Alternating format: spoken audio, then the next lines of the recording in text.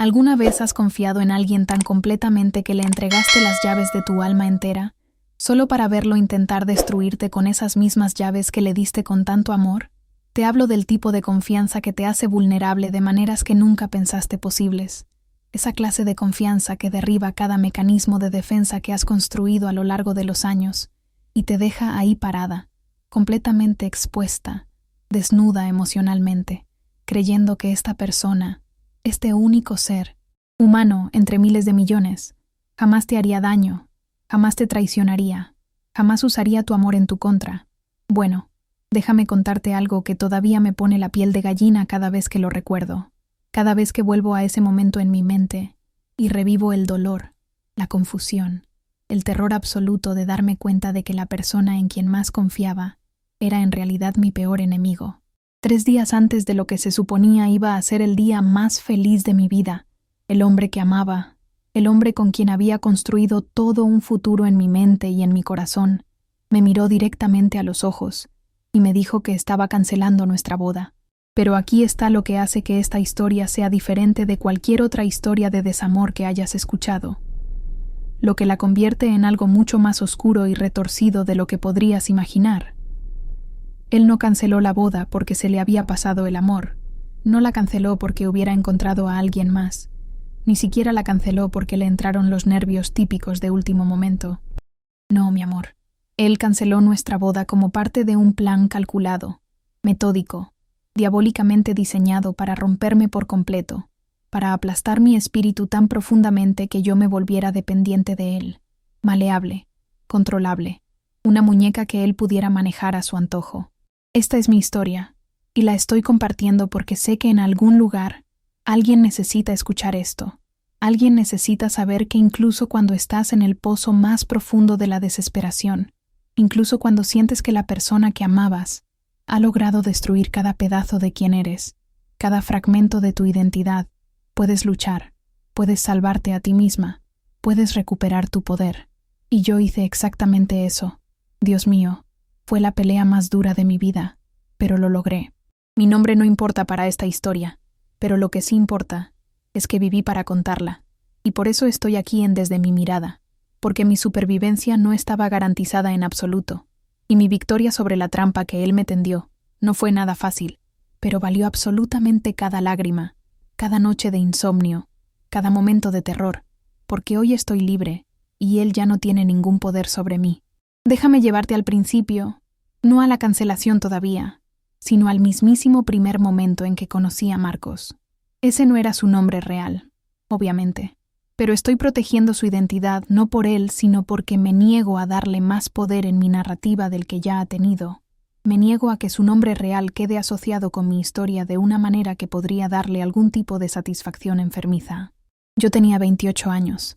Trabajaba como consultora de marketing para una empresa mediana en Barcelona, viviendo mi mejor vida como se dice ahora. Tenía amigas increíbles, hobbies que me apasionaban, un apartamento pequeño pero acogedor con vistas a la ciudad en los días despejados, y era genuinamente feliz con mi independencia, con mi capacidad de tomar mis propias decisiones, con mi vida construida por y para mí misma. Había tenido novios antes, algunas relaciones que no funcionaron por razones diversas, pero nada que me hubiera devastado emocionalmente, nada que me hubiera hecho cuestionar mi valor o mi capacidad de ser amada. Estaba en ese punto de mi vida donde sabía quién era, qué quería, y no estaba dispuesta a conformarme con nada menos que una conexión genuina y respeto mutuo. ¿Sabes? No iba a aceptar migajas de afecto o comportamientos tóxicos solo por no estar sola. Entonces Marcos entró en mi vida en la fiesta de cumpleaños de una amiga en común, y todo lo que creía saber sobre el amor se puso patas arriba de la manera más inesperada. Era encantador de una forma que no se sentía forzada ni actuada, divertido sin esforzarse demasiado, inteligente sin ser condescendiente o pretencioso, y atractivo en esa manera casual y natural que te hace voltear a mirarlo 2 veces. Hablamos durante horas esa noche, parados en la esquina de ese apartamento lleno de gente mientras la música retumbaba a nuestro alrededor, y la gente reía y bailaba, pero se sentía como si estuviéramos en nuestra propia burbuja, nuestro propio mundo donde nada más importaba excepto las palabras que fluían entre nosotros con tanta facilidad y naturalidad. Él hacía preguntas sobre mi vida que iban más allá de la típica conversación superficial de fiesta. Se acordaba de detalles que yo mencionaba de pasada y compartía historias sobre sus propias experiencias que me hacían sentir que estaba conociendo a alguien real, auténtico, alguien que entendía las complejidades de ser humano en este mundo caótico y a veces cruel. Los primeros meses de nuestra relación se sintieron como algo sacado de una novela romántica, de esas que lees y piensas, esto no puede ser real, esto solo pasa en las películas. Y recuerdo pensar que quizás, solo quizás, había encontrado a esa persona de la que todo el mundo habla, la que te hace creer en almas gemelas y destino, y todos esos conceptos en los que previamente habías sido cínica, porque nunca los habías experimentado realmente. Marcos aparecía en mi oficina con mi café favorito. Dejaba notitas lindas en mi bolso que yo descubría durante reuniones importantes, haciéndome sonreír en los momentos más inesperados y llenándome el corazón de esa calidez que solo el amor verdadero puede dar.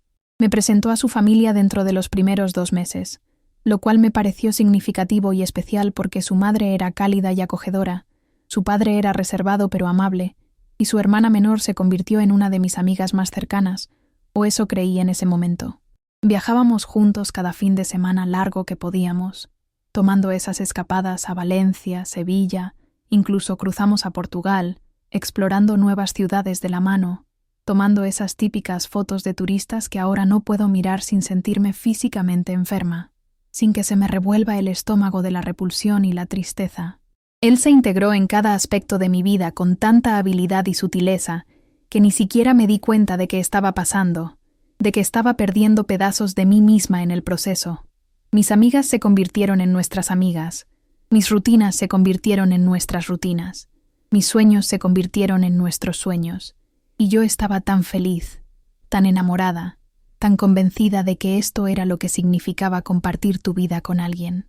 Cuando me propuso matrimonio después de 18 meses de noviazgo, en una playa de Ibiza durante la puesta de sol, con las olas rompiendo detrás de nosotros y lágrimas corriendo por mi cara sin control, dije que sí sin una sola duda, sin una sola reserva, porque creía, con cada fibra de mi ser, con cada célula de mi cuerpo, que estaba diciendo que sí para siempre, con alguien que me amaba tanto como yo lo amaba a él.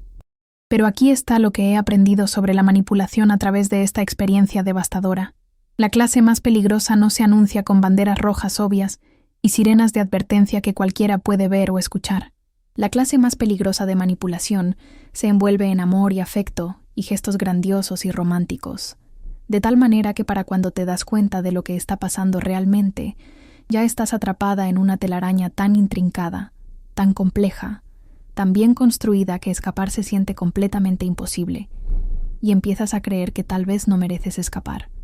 Mirando hacia atrás ahora con la claridad que solo la distancia y la sanación pueden proporcionar, con la perspectiva que solo obtienes cuando finalmente sales de la niebla de la manipulación, puedo ver las señales que me perdí, los pequeños momentos que deberían haberme hecho pausar, deberían haberme hecho cuestionar, deberían haberme hecho correr en la dirección opuesta lo más rápido posible, como la forma en que sutilmente criticaba a mis amigas, nada demasiado evidente o agresivo que pudiera hacer sonar las alarmas, solo pequeños comentarios aquí y allá sobre cómo Sara era demasiado dramática y buscaba atención constantemente, cómo Jennifer era una mala influencia que me empujaba a beber demasiado o salir demasiado, cómo mi compañero de trabajo Tomás claramente estaba interesado en mí románticamente, y yo debería mantener distancia profesional, aunque nunca había habido absolutamente nada entre nosotros. En ese momento, pensé que solo estaba siendo protector, tal vez un poquito celoso de esa manera halagadora que te hace sentir deseada e importante, especial. No lo vi por lo que realmente era, táctica de aislamiento, cuidadosamente diseñada para cortarme de mi sistema de apoyo poco a poco, persona por persona, hasta que él se convirtiera en mi mundo entero, en mi única fuente de validación y afecto. O la forma en que se ofrecía a ayudar con cosas, y luego se frustraba cuando no las hacía exactamente a su manera, ya fuera organizar mi armario de una forma específica, o planear nuestras actividades de fin de semana según su criterio, o elegir qué pedir en los restaurantes porque aparentemente yo nunca elegía lo correcto. Tenía opiniones sobre absolutamente todo en mi vida, desde cómo llevaba mi cabello hasta qué hora debería irme a dormir, qué ropa me quedaba bien y cuál no, qué música debería escuchar, qué libros debería leer, y presentaba estas opiniones como sugerencias cariñosas de alguien que solo quería lo mejor para mí, que solo quería verme brillar y tener éxito, cuando en realidad estaba reformando sistemáticamente cada aspecto de mi personalidad e identidad. El proceso de planear la boda es cuando las cosas comenzaron a cambiar de maneras que ya no podía ignorar tan fácilmente, aunque Dios sabe que lo intenté con todas mis fuerzas, aunque me esforcé desesperadamente por convencerme de que el estrés era normal, que todas las parejas pasan por momentos difíciles, que la presión de planear un evento grande simplemente estaba sacando lo peor de ambos temporalmente y todo volvería a la normalidad después de la boda. Marcos insistió en estar involucrado en cada decisión, en cada pequeño detalle, lo cual inicialmente parecía dulce y comprometido, el novio perfecto que realmente le importaba su boda, pero rápidamente se volvió sofocante hasta el punto de que sentía que no podía respirar. Él tenía poder de veto sobre absolutamente todo: mi vestido que yo había soñado desde niña, el lugar de la celebración, la lista de invitados, las flores que siempre me habían encantado, la música que queríamos bailar, incluso mi elección de damas de honor, que era algo completamente mío. Cuando sugerí que mi mejor amiga desde la infancia, Rebeca, fuera mi madrina de honor, me dijo que nunca se había sentido cómodo alrededor de ella, que ella había hecho comentarios inapropiados sobre él en una fiesta meses atrás, aunque yo nunca había presenciado nada así, que tenerla de pie a mi lado en el día de nuestra boda lo haría sentir irrespetado e incómodo, y me hizo elegir entre mi amiga de toda la vida y él. Agonicé sobre esa conversación durante semanas enteras, atrapada entre la lealtad a mi amiga más antigua y la lealtad a mi futuro esposo, entre mi pasado y mi futuro, y eventualmente tomé la decisión que todavía lamento hasta el día de hoy con cada fibra de mi ser. Le pedí a Rebeca que renunciara al papel de madrina, fabricando alguna excusa patética sobre querer honrar a un miembro de la familia en su lugar, mintiéndole a una de las personas que mejor me conocía para complacer a un hombre que estaba sistemáticamente desmantelando mi sentido del yo, mi identidad completa. La expresión de dolor en los ojos de Rebeca cuando se lo dije debería haber sido mi llamada de atención, mi momento de claridad, pero yo estaba tan profunda en la niebla de la manipulación, para ese punto, que lo racionalicé todo, diciéndome a mí misma que Marcos se calmaría después de la boda, que esto era solo estrés temporal, que nuestro matrimonio sería diferente de nuestro compromiso, que todo valdría la pena al final. 3 meses antes de la fecha de la boda, Marcos sugirió que renunciara a mi trabajo que tanto me había costado conseguir y en el que había invertido años de esfuerzo y dedicación. Lo planteó como un gesto romántico, diciéndome que él ganaba suficiente dinero para ambos, que yo había estado trabajando tan duro durante tantos años y merecía un descanso, que podíamos usar el tiempo antes de la boda para que yo me relajara y me enfocara en los preparativos finales sin el estrés de las fechas límites del trabajo y las reuniones interminables. Pintó esta imagen idílica de mí como futura esposa que se quedaba en casa y que podría perseguir pasatiempos e intereses sin las restricciones de un trabajo de 9 a 5, sin tener que responder a jefes o cumplir con horarios establecidos. Y honestamente, parte de mí estaba tentada porque estaba agotada, exhausta.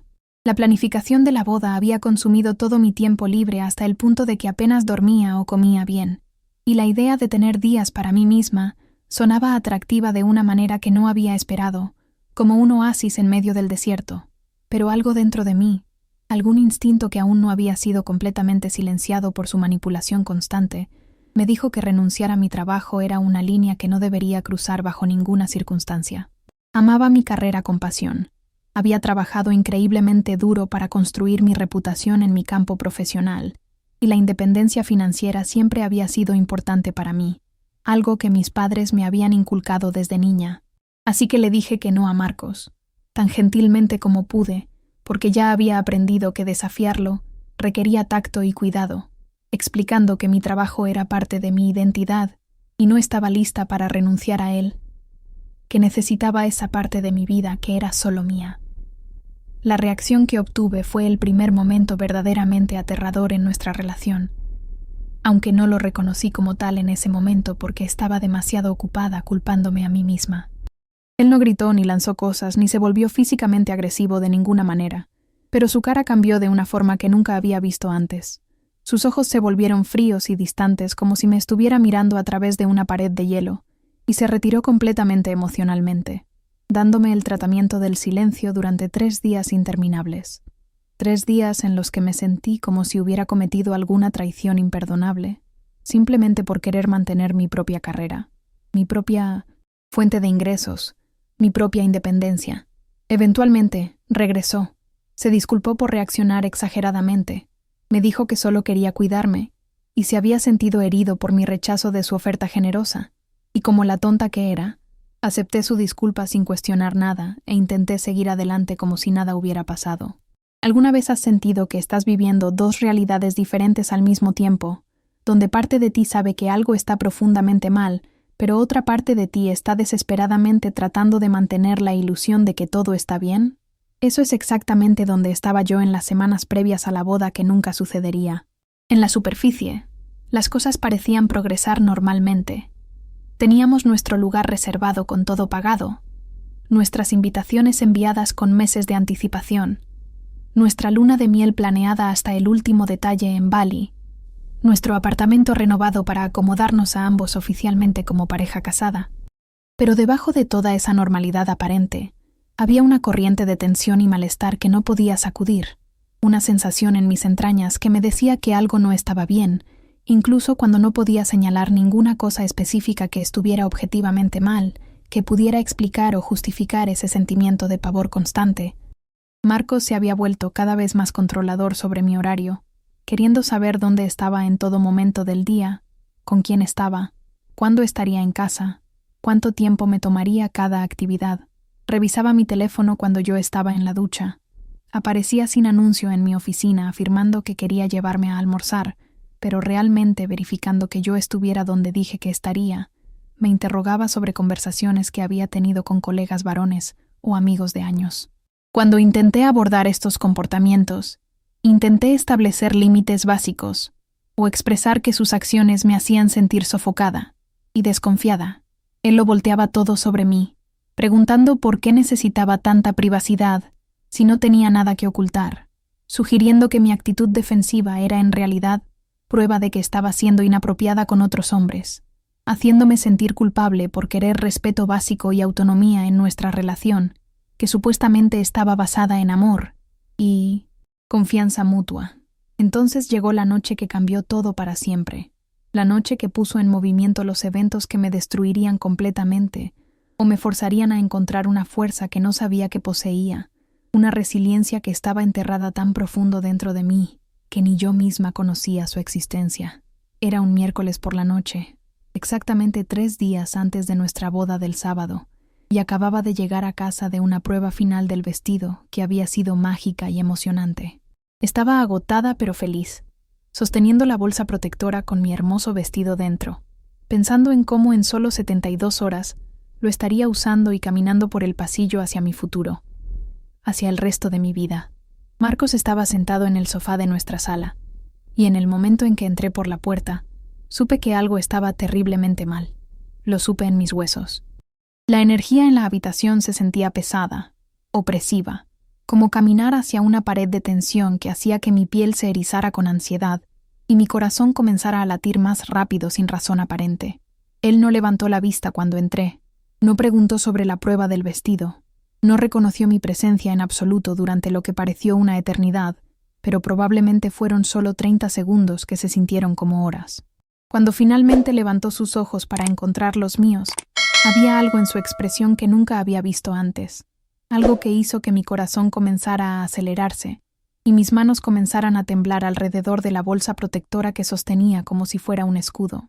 Dijo mi nombre, solo mi nombre, en un tono completamente plano y sin emoción que sonaba como la muerte, y luego dijo las palabras que me perseguirían durante meses, las palabras que cambiarían el curso de mi vida para siempre. He estado pensando y he decidido que necesitamos cancelar la boda. No posponer, no retrasar, no tomarnos más tiempo para trabajar en nuestros problemas. Cancelar, punto final. como en «se acabó, está hecho, no nos vamos a casar, no ahora, no nunca, no en esta vida».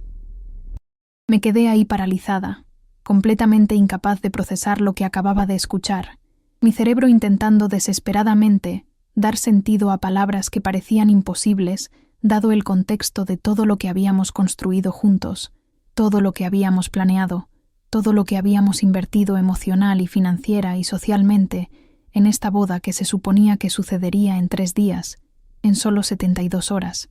Recuerdo la bolsa protectora deslizándose de mis manos y cayendo al suelo con un ruido sordo. Recuerdo mi boca abriéndose y cerrándose como un pez fuera del agua, pero sin que saliera ningún sonido. Recuerdo la forma en que la habitación parecía inclinarse y girar, como si estuviera en un barco en mares agitados durante una tormenta. Finalmente, logré pronunciar una sola palabra que salió quebrada de mi garganta. ¿Por qué? Y fue entonces cuando comenzó a hablar, exponiendo su razonamiento en una voz tranquila y medida que hacía que todo fuera mucho peor, debido a lo racional que hacía sonar todo, lo lógico que pretendía que sonara su locura. Me dijo que se había dado cuenta durante las últimas semanas que yo no estaba lista para el matrimonio, que mi resistencia a renunciar a mi trabajo mostraba que no estaba completamente comprometida con construir una vida con él, que mi actitud defensiva sobre mi teléfono y mi horario indicaba que tenía algo que ocultar, que mi amistad con Rebeca y otras personas de mi pasado me impedía abrazar completamente nuestro futuro juntos sin reservas.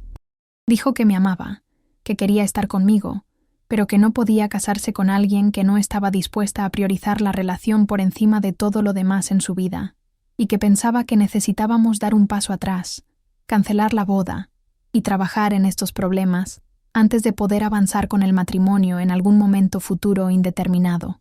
La cosa es que nada de lo que estaba diciendo tenía ningún sentido lógico, si realmente lo pensabas críticamente, lo analizabas con una mente clara, porque yo me había doblado hacia atrás para acomodarlo en todo. Había sacrificado amistades que duraban años y pasatiempos que amaba y límites personales básicos para hacerlo feliz. Había centrado toda mi existencia alrededor de nuestra relación durante meses y meses, sin quejarme nunca.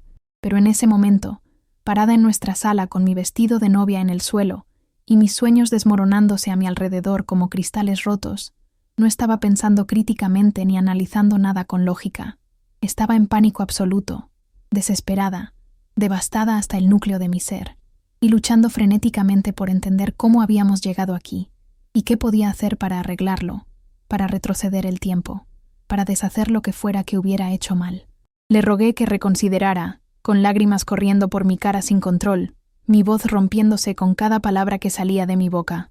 Pregunté qué podía hacer diferente, cómo podía probar mi compromiso, qué necesitaba de mí para sentirse lo suficientemente seguro como para seguir adelante con la boda que habíamos planeado tan meticulosamente. Y aquí es donde la trampa realmente se revela en toda su horrible gloria, donde sus verdaderas intenciones se vuelven cristalinas en retrospectiva.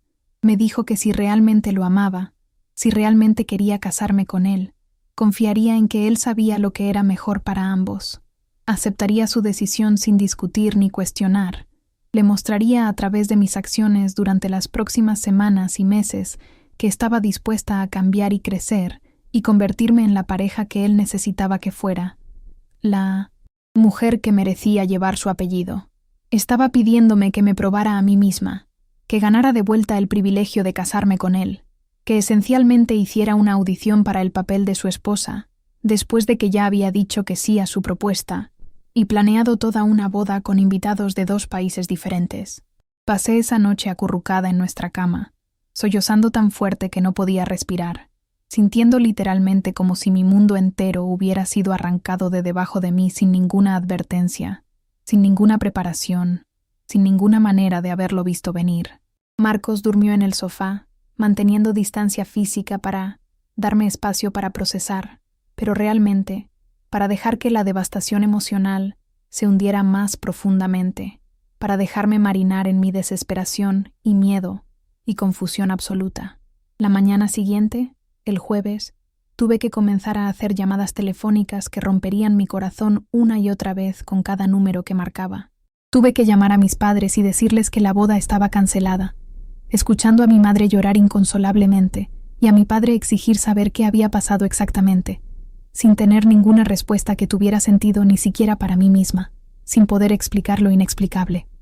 Tuve que llamar al lugar del evento y al servicio de catering, y al fotógrafo, y a la floristería, cancelando contratos que habíamos firmado con tanta ilusión y perdiendo depósitos que representaban meses de ahorro y explicando una situación que no entendía en absoluto.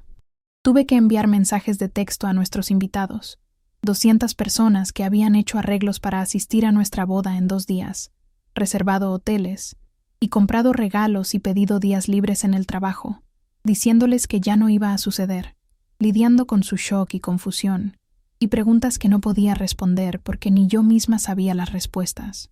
Y a través de todo esto, Marcos estaba ahí, pero no estaba ahí, presente en el apartamento, pero emocionalmente distante como un fantasma, observándome desmoronarme con lo que ahora reconozco como desapego calculado y cruel, dejándome tocar fondo para poder posicionarse como mi único salvavidas, mi única tabla de salvación en medio del naufragio de mi vida.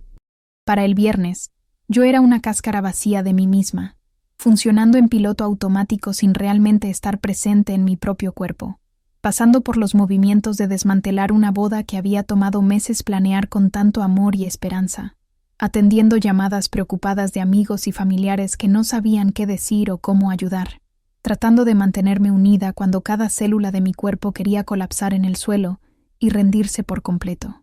Esa tarde, Marcos se me acercó con lo que presentó como una rama de olivo, un camino hacia adelante, una posibilidad de salvación.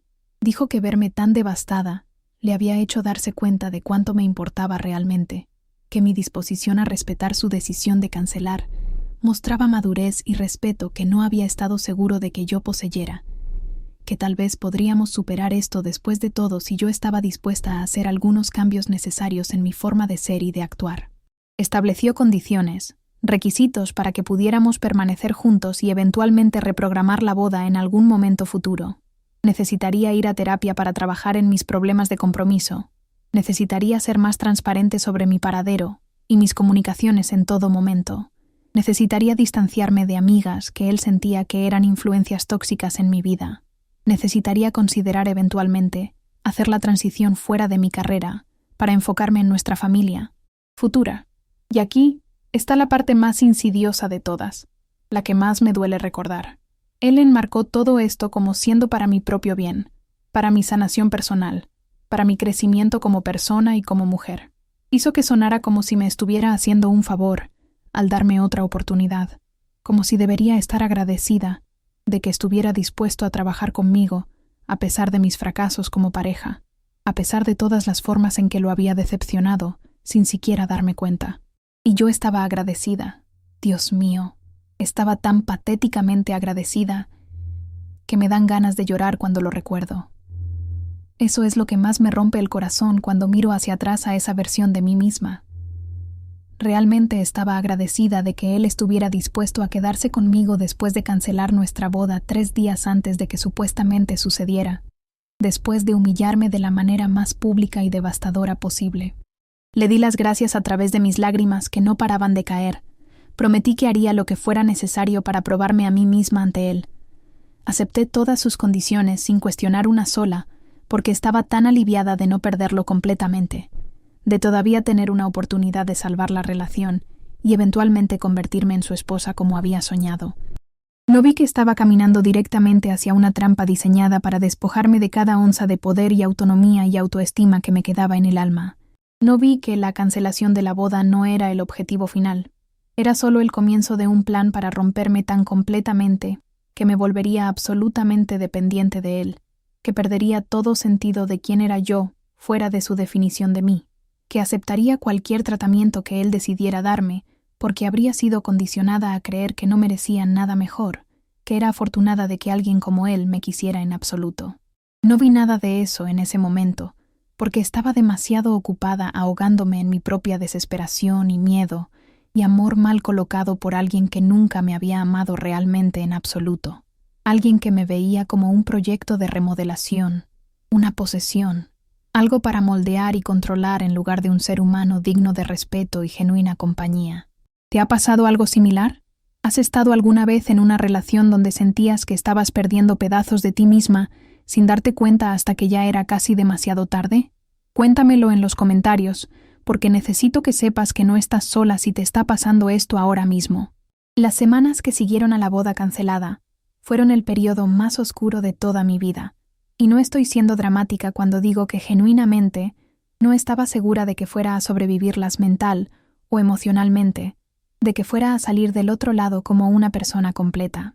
Comencé terapia como Marcos había requerido, pero rápidamente me di cuenta de que la terapeuta que estaba viendo, alguien que Marcos había recomendado personalmente de su círculo de contactos, estaba más interesada en explorar qué estaba haciendo yo mal en la relación que en ayudarme a procesar el trauma de tener mi boda cancelada y mi sentido del yo sistemáticamente desmantelado pieza por pieza. Cada sesión se sentía como un interrogatorio sobre mis comportamientos, mis elecciones, mi incapacidad para comprometerme completamente, y salía sintiéndome peor sobre mí misma que cuando llegaba, lo cual ahora entiendo que era exactamente el punto de todo el ejercicio, exactamente lo que Marcos quería lograr. Marcos monitoreaba mi progreso en terapia, pidiendo ver mis notas de las sesiones, queriendo actualizaciones sobre lo que habíamos discutido, posicionándose como un socio en mi viaje de sanación, cuando realmente solo estaba recopilando más información sobre mis vulnerabilidades e inseguridades para explotarlas más adelante de formas que ni siquiera podía imaginar. Dejé de ver a mis amigas casi por completo, en parte porque estaba avergonzada de lo que había pasado y no quería enfrentar sus preguntas y juicios, pero principalmente porque cada vez que hacía planes para salir, Marcos creaba alguna crisis o emergencia que requería mi atención inmediata, alguna razón por la cual necesitaba quedarme en casa con él en lugar de disfrutar una noche con mis amigas. Alguna forma de hacerme sentir culpable por querer pasar tiempo con cualquier persona que no fuera él. Mi desempeño en el trabajo comenzó a sufrir terriblemente porque estaba tan exhausta emocionalmente y mentalmente agotada que no podía concentrarme en nada. No podía cumplir con las fechas límites que antes cumplía sin problema. No podía participar en reuniones con el mismo entusiasmo e ideas que previamente había aportado a mi equipo. Mi jefa me llamó aparte una tarde y me preguntó si todo estaba bien, y recuerdo estar sentada en su oficina, intentando explicar lo que estaba pasando en mi vida personal, sin revelar exactamente qué tan mal se habían puesto las cosas, tratando de mantener algo de compostura profesional, cuando por dentro sentía que me estaba muriendo una muerte lenta y dolorosa.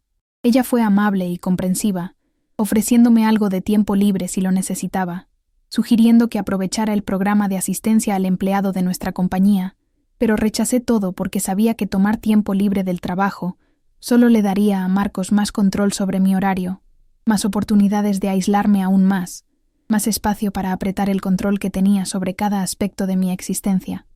El trabajo era el único lugar donde todavía me sentía como yo misma, incluso tan disminuida como esa versión de mí se había vuelto, y me aferraba a él como una persona ahogándose. Se aferra a un pedazo de madera flotante, sabiendo que si lo dejaba ir, no me quedaría nada para mantenerme a flote en este océano de miseria.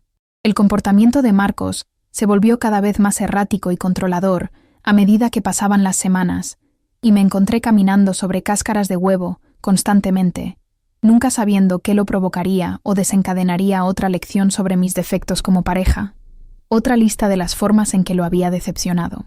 Revisaba mi teléfono regularmente sin ningún disimulo, leyendo mis mensajes de texto y correos electrónicos, cuestionando conversaciones inocentes con compañeros de trabajo y miembros de la familia, encontrando intenciones siniestras en los intercambios más mundanos que cualquier persona normal no vería como problemáticos. Criticaba todo sobre mí, mi apariencia física, mi inteligencia, mis habilidades sociales, mi capacidad para manejar tareas del hogar, mi desempeño sexual, siempre enmarcando su crítica como retroalimentación constructiva de alguien que me amaba y quería que fuera mi mejor versión, pero realmente solo estaba destrozando mi autoestima pieza por pieza, hasta que comencé a creer que era fundamentalmente defectuosa y con suerte de que alguien quisiera estar conmigo en absoluto, mucho menos alguien como él, que supuestamente era lo suficientemente paciente como para lidiar con todos mis problemas y defectos. Controlaba nuestras finanzas incluso aunque no estábamos casados, y manteníamos nuestro dinero separado, insistiendo en que necesitaba consultarle sobre cada compra primero, cuestionando por qué necesitaba ropa nueva para el trabajo, o por qué había gastado dinero en almuerzo con una colega, haciéndome justificar cada euro que gastaba, como si fuera una niña, pidiendo mesada, en lugar de una mujer adulta con sus propios ingresos y su propio derecho a gastar su propio dinero. El aspecto sexual de nuestra relación cambió también, volviéndose menos sobre placer mutuo y conexión genuina, y más sobre su afirmación de dominación y control sobre mi cuerpo. Iniciaba relaciones en momentos cuando yo estaba exhausta o molesta, o claramente no tenía ganas, y cuando intentaba declinar gentilmente, porque simplemente no estaba en ese estado mental, me acusaba de ser frígida, o no sentirme atraída hacia él, o de castigarlo por la cancelación de la boda, haciéndome sentir culpable hasta obligarme a cumplir, haciéndome sentir que negar sexo era prueba de que no estaba verdaderamente comprometida a trabajar en nuestra relación como había prometido. Después, me quedaba acostada sintiéndome usada y disgustada conmigo misma, preguntándome cómo había llegado a un lugar donde ni siquiera tenía autonomía sobre mi propio cuerpo, donde decir no al sexo se sentía imposible, porque las consecuencias emocionales eran demasiado severas para soportarlas.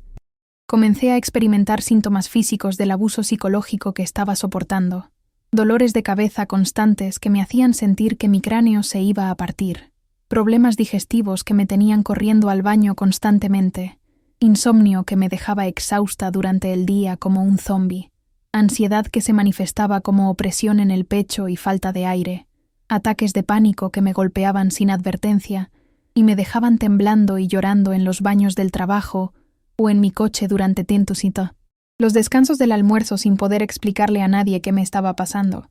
¿Alguna vez has llegado a un punto donde estás tan perdida en la oscuridad que ni siquiera puedes recordar cómo se ve la luz, donde has estado bajo tierra durante tanto tiempo que olvidas que el sol existe en absoluto? Ahí es donde yo estaba aproximadamente 6 semanas después de la cancelación de la boda, y genuinamente creía que así era como iba a ser la vida de ahora en adelante, que había hecho mis elecciones y ahora tenía que vivir con las consecuencias, sin importar cuán miserables me hicieran, que dejar a Marcos no era una opción, porque ya había perdido tanto en el proceso de intentar mantenerlo, que abandonar la relación significaría que toda esa pérdida había sido en vano, que todo ese sufrimiento no había servido para nada. Pero entonces sucedió algo que comenzó a agrietar la fachada, que plantó la primera semilla de conciencia que eventualmente crecería hasta convertirse en la determinación de salvarme a mí misma de la trampa en la que había caminado tan voluntariamente, tan ciegamente. Estaba en el supermercado sola, una de las pocas veces que Marcos me dejaba ir a cualquier parte por mí misma, y me encontré con Rebeca, mi antigua mejor amiga a quien había apartado meses atrás durante el proceso de planificación de la boda por exigencia de Marcos. Me miró con tanta preocupación y tristeza en sus ojos que casi empiezo a llorar ahí mismo en la sección de verduras, y antes de que pudiera inventar una excusa y salir corriendo como un animal asustado, me agarró el brazo gentilmente y dijo algo que cambiaría todo. Necesito que sepas que lo que sea que él te haya dicho sobre ti misma no es verdad. Tú no eres el problema aquí, y cuando estés lista para irte, estaré aquí para ayudarte a escapar. No respondí a Rebeca en ese momento. No pude responder porque reconocer lo que había dicho habría significado admitir cosas que no estaba lista para admitir, enfrentar verdades que había estado evitando desesperadamente, porque reconocerlas significaría reconocer que había desperdiciado meses de mi vida. Pero sus palabras se quedaron conmigo como una astilla bajo la piel, incómoda y persistente e imposible de ignorar completamente, sin importar cuánto lo intentara. Esa noche, después de que Marcos se había ido a dormir, hice algo que no había hecho en semanas.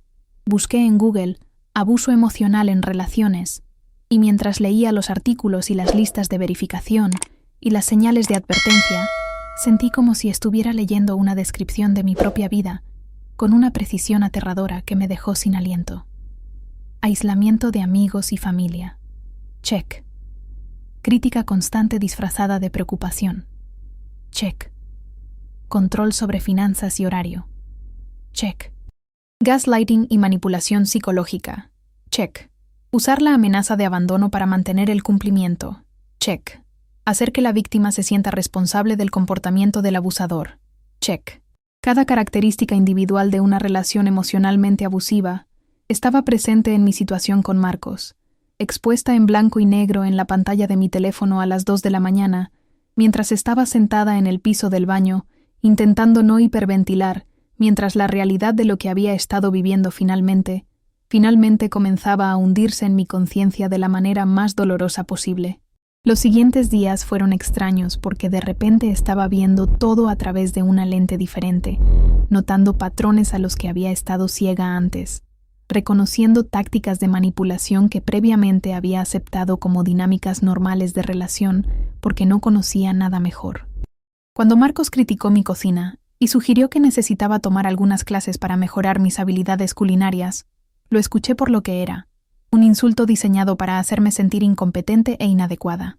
Cuando pidió ver mi teléfono solo porque le gustaba mirar nuestras fotos juntos, lo reconocí como una táctica de monitoreo diseñada para invadir mi privacidad y controlar mis comunicaciones.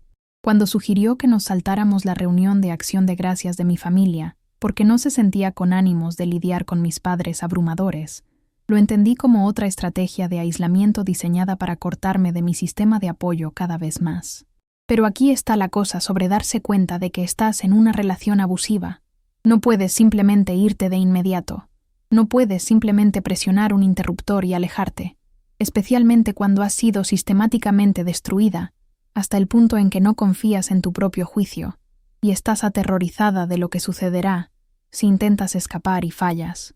Así que comencé a planear en silencio, en secreto, cuidadosamente, reuniendo recursos e información y coraje como piezas de armadura que necesitaría cuando llegara el momento de luchar y salvarme de la trampa que él había preparado con tanta paciencia y meticulosidad.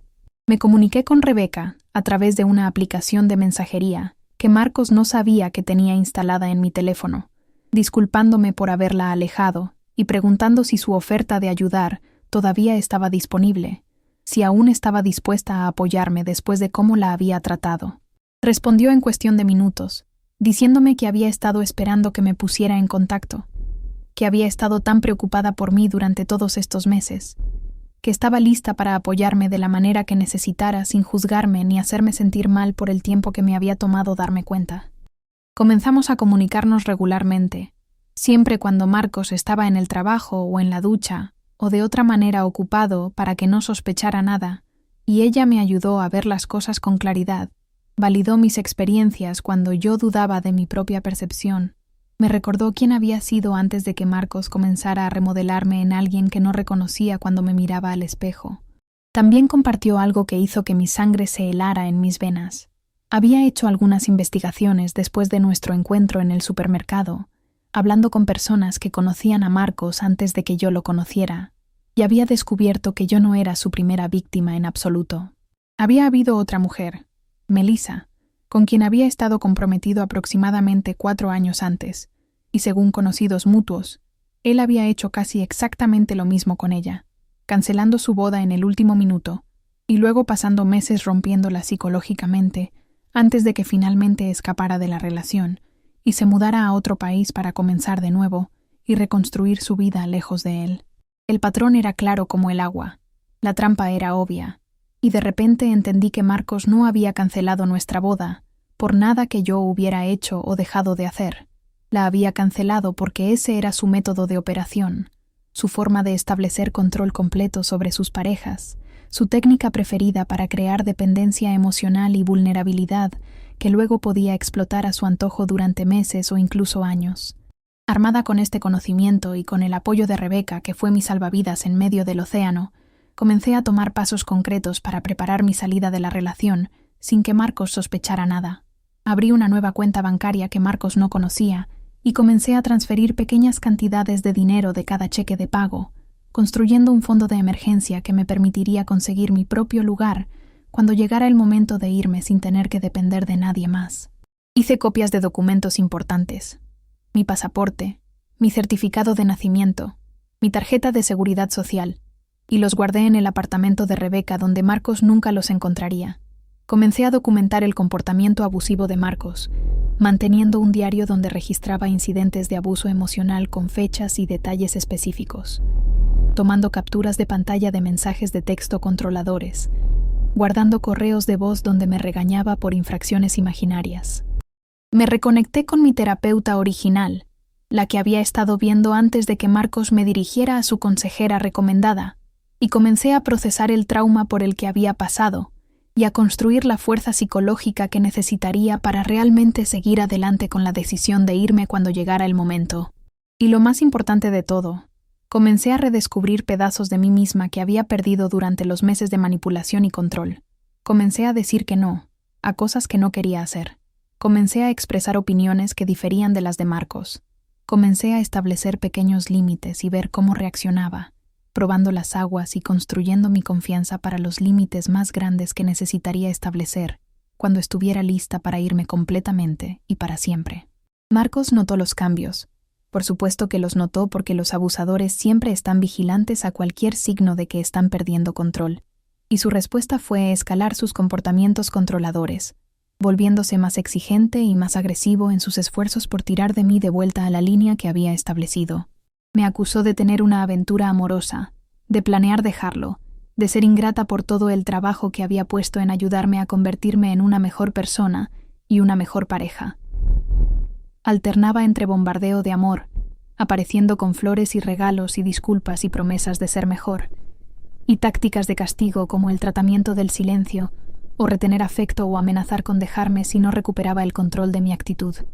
Pero la cosa es que ahora que podía ver los patrones con claridad, ahora que entendía lo que estaba haciendo y por qué lo estaba haciendo, sus tácticas perdieron su poder sobre mí de manera gradual pero consistente. Dejé de sentirme culpable cuando me criticaba, porque lo reconocía como manipulación, en lugar de retroalimentación válida, que debía tomar en serio. Dejé de sentir miedo cuando amenazaba con dejarme, porque me di cuenta de que perderlo no era realmente una pérdida en absoluto. Era liberación, era el comienzo de mi nueva vida. Dejé de sentirme responsable de sus emociones, porque entendí que sus reacciones no tenían nada que ver con mi comportamiento, y todo que ver con su necesidad de control sobre cada aspecto de mi vida y mi ser. El día en que finalmente me fui, fue aproximadamente 3 meses después de la cancelación de la boda, y fue tanto aterrador como estimulante en igual medida, como saltar de un acantilado sin saber si había agua abajo para amortiguar la caída. Lo había planeado cuidadosamente con la ayuda de Rebeca. Esperé hasta que Marcos se fue a un viaje de negocios de fin de semana, y en el momento en que su avión despegó, entré en acción como un soldado ejecutando una misión. Rebeca vino con su camioneta y su novio, y empacamos todas mis pertenencias en cuestión de horas, cargando cajas y muebles y todo lo que me importaba en esa camioneta, mientras mi corazón latía como loco, y mis manos temblaban, y parte de mí todavía se preocupaba de que de alguna manera él sabría lo que estaba haciendo y regresaría para detenerme antes de que pudiera escapar. Dejé una nota en el mostrador de la cocina, breve y directa, diciéndole que nuestra relación había terminado, que me estaba yendo, y que no quería ningún contacto de él en el futuro bajo ninguna circunstancia. Dejé mi llave y el anillo de compromiso que me había dado encima de esa nota, símbolos físicos de todo lo que estaba dejando atrás, y luego salí de ese apartamento por última vez y no miré hacia atrás ni una sola vez.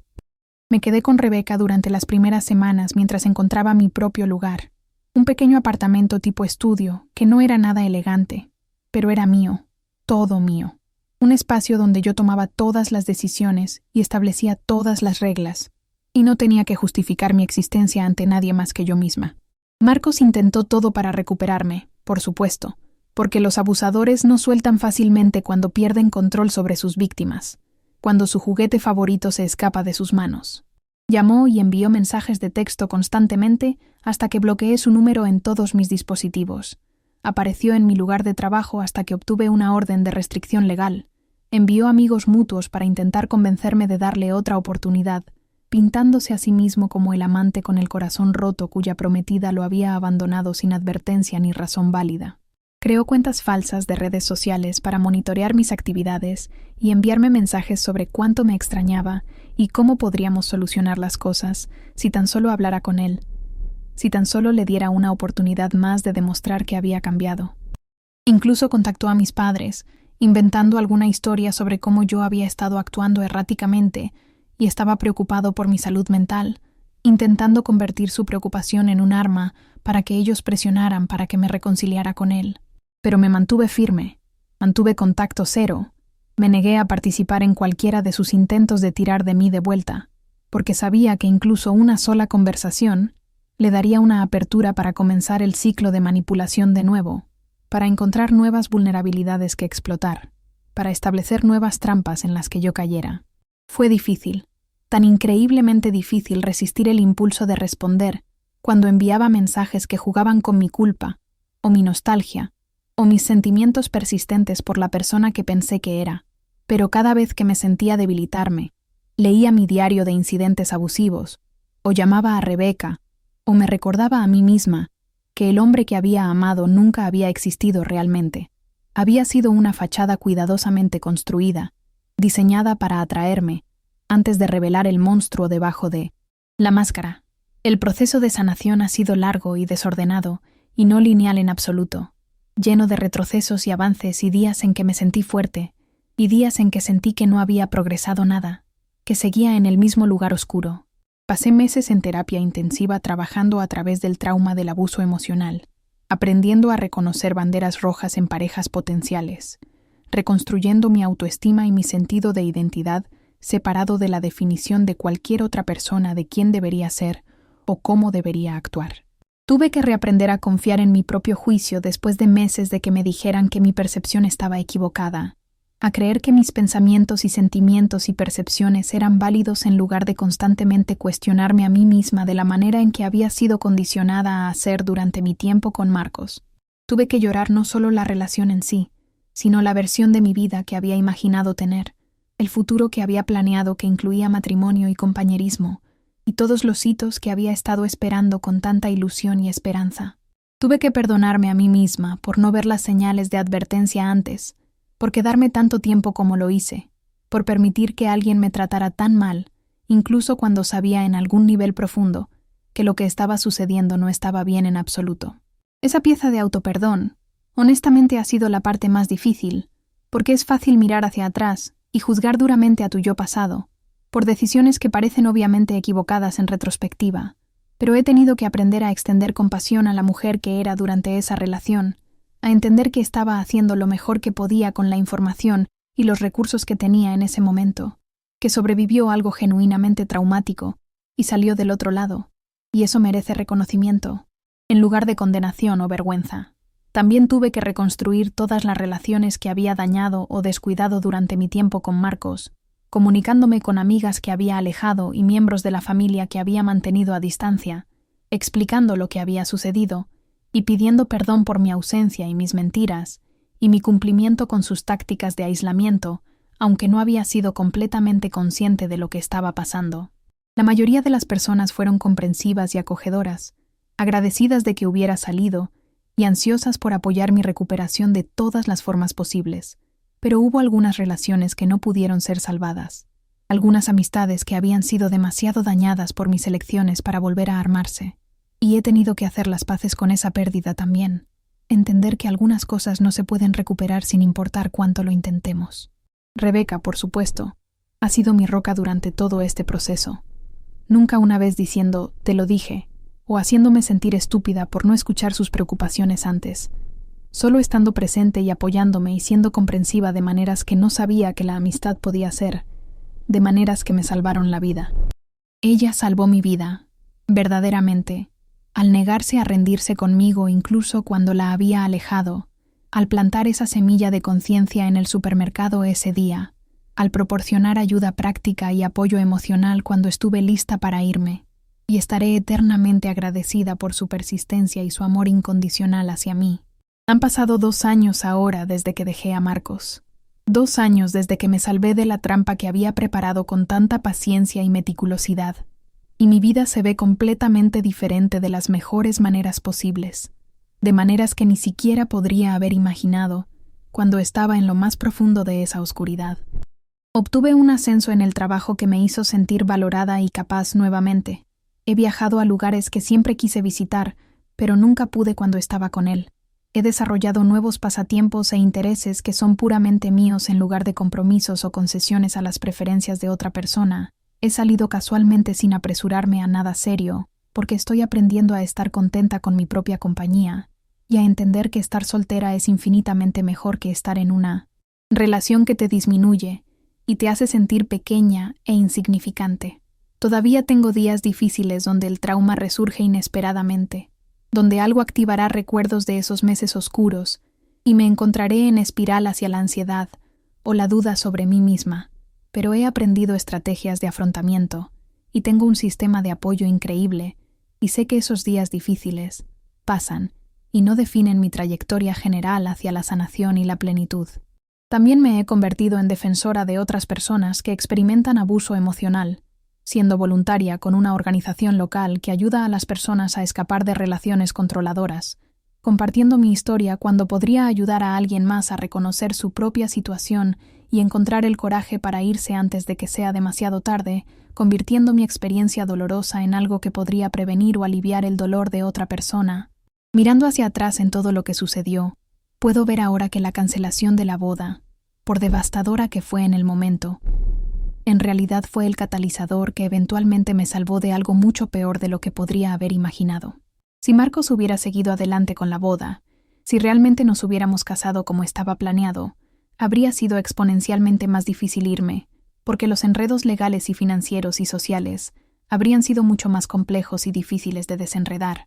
La trampa habría sido mucho más ajustada, el escape mucho más difícil, quizás incluso imposible.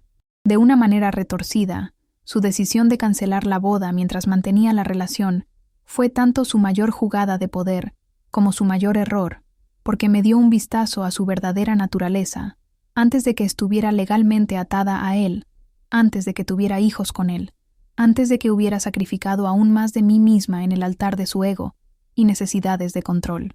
Pensó que estaba siendo inteligente, pensó que estaba ejecutando un plan perfecto para romperme y reconstruirme como su pareja sumisa ideal, pero lo que realmente hizo fue mostrarme exactamente quién era y de qué era capaz, dándome la información que necesitaba para eventualmente reconocer la trampa y luchar para salir de ella con cada onza de fuerza que me quedaba. Las lecciones que he aprendido de esta experiencia son las que llevo conmigo todos los días, y quiero compartirlas con cualquiera que pueda estar pasando por algo similar o que pueda reconocer elementos de su propia relación en mi historia, porque sé que no estoy sola en esto. Primero, confía en tu instinto. Si algo se siente mal, si el comportamiento de alguien hacia ti te hace sentir incómoda o ansiosa o disminuida, ese sentimiento es válido y vale la pena prestarle atención, incluso si no puedes articular inmediatamente por qué, o si la otra persona te está diciendo que estás exagerando o siendo demasiado sensible. Segundo, el aislamiento es una de las banderas rojas más grandes en cualquier relación. Si tu pareja está sistemáticamente cortándote de amigos, familia, carrera, pasatiempos, cualquier cosa que exista independiente de tu relación con ellos, eso no es amor y no es protección, es control y es peligroso, y debes salir de ahí lo antes posible. Tercero, nunca deberías tener que ganar o probar tu valor a alguien que dice amarte. El amor real se da libremente e incondicionalmente. No se cuelga como recompensa por buen comportamiento, o se retiene como castigo por no cumplir con estándares arbitrarios que cambian constantemente. Cuarto, la independencia no es incompatible con la compañía. Una relación saludable mejora tu vida sin requerir que renuncies a partes esenciales de ti misma como carrera, amistades, autonomía, identidad, las cosas que te hacen quien eres. Y quinto, si estás en una situación abusiva, nunca es demasiado tarde para irse. Sé que se siente imposible. Sé que tienes miedo y estás exhausta y estás convencida de que no puedes sobrevivir por tu cuenta, pero puedes, absolutamente puedes, y hay personas y recursos listos para ayudarte cuando estés lista para dar ese paso hacia la libertad. Comparto mi historia no por lástima o atención, sino porque sé que hay innumerables personas por ahí que están viviendo variaciones de lo que yo viví, que están atrapadas en relaciones con parejas que usan el amor como un arma y la manipulación como un mecanismo de control, que han sido destruidas tan completamente que ya ni siquiera se reconocen a sí mismas cuando se miran al espejo. Si ese eres tú, si alguna parte de mi historia resuena con tu realidad actual, por favor sabe que mereces algo mejor, que el problema no eres tú, sin importar lo que tu pareja te haya convencido de creer, y que el escape es posible incluso cuando no se siente de esa manera en absoluto. Comunícate con alguien en quien confíes, llama a una línea directa de violencia doméstica, haz un plan de seguridad, tómalo un día a la vez, pero por favor no te quedes en una situación que está destruyendo tu espíritu y tu sentido del yo, porque mereces vivir una vida llena de amor verdadero y respeto genuino. La boda que Marcos canceló se suponía que iba a ser el comienzo de mi vida con él, pero en cambio, la cancelación se convirtió en el comienzo de mi viaje de regreso a mí misma, de regreso a la mujer fuerte, capaz y digna que había sido antes de que comenzara a derribarme, y emergí de esa trampa no solo sobreviviendo, sino prosperando, no solo rota, sino reconstruida más fuerte que antes de conocerlo. Así que aquí está mi llamado a la acción para todos ustedes que están viendo este video en Desde mi Mirada. Quiero que comenten abajo y compartan sus pensamientos, sus experiencias, sus propias historias, si se sienten cómodos haciéndolo, porque crear una comunidad donde podamos hablar abiertamente sobre estas experiencias es tan importante. ¿Has estado alguna vez en una relación donde alguien usó la manipulación y el control disfrazados de amor? ¿Has sido testigo de alguien que te importa pasando por algo similar? ¿Cómo encontraste la fuerza para irte o ayudar a alguien más a irse?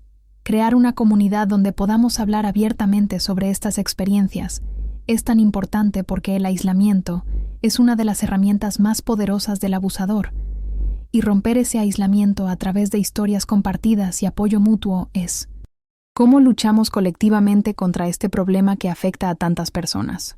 También quiero que comprendas la importancia de reconocer las señales de advertencia del abuso emocional temprano, antes de que estés tan adentro que el escape se sienta imposible. Así que, por favor, edúcate a ti misma. Ten conversaciones con tus amigas y familiares sobre dinámicas de relación saludables versus no saludables.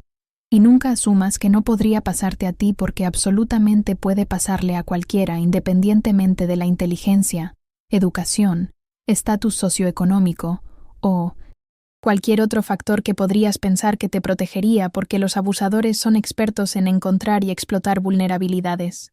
Si esta historia tocó tu corazón de alguna manera, si resonó contigo en cualquier nivel, si encontraste valor en escuchar sobre mi experiencia y mi supervivencia y mi viaje hacia la sanación, por favor deja un me gusta en este video, porque ayuda a difundir este mensaje a otras personas que podrían necesitar escucharlo, que podrían estar pasando por algo similar ahora mismo, sin saber que hay una salida. Suscríbete a Desde mi Mirada para más historias de supervivencia y resiliencia y personas que superaron probabilidades increíbles para reclamar sus vidas y su poder, para demostrar que es posible no solo sobrevivir, sino prosperar después del trauma.